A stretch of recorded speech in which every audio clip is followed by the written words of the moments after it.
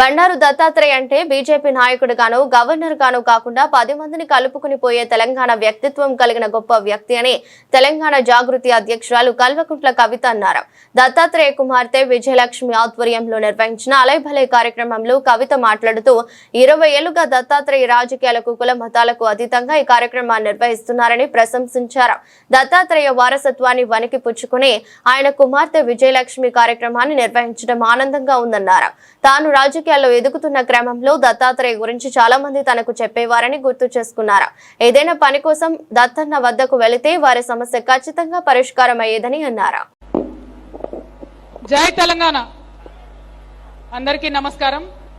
గౌరవనీయులు పెద్దలు దత్తాత్రేయ గారు గత 20 సంవత్సరాలుగా మరి అలై బలాయ్ అనేటటువంటి ఒక వేదికను ఏర్పాటు చేసి రాజకీయాలకు అతీతంగా, కులాలకు అతీతంగా, మతాలకు అతీతంగా మరి ఒక వేదిక ఉండాలి.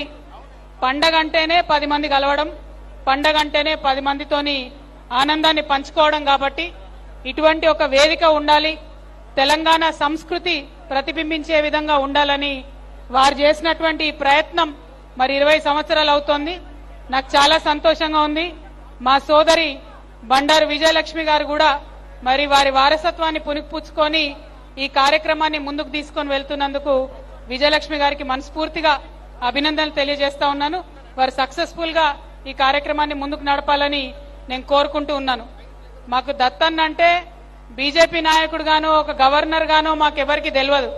మాకు దత్తన్న అంటే పక్కా తెలంగాణ వాసిగా 10 మందిని కలుపుకపోయే తెలంగాణ తత్వం ఉన్నటువంటి నేతగా మాకు తెలుసు. రాజకీయాల్లో మేము ఎదిగొస్తున్న టైంలో చాలా మంది మాకు దత్తాత్రేయ గారి గురించి చెప్పేవారు.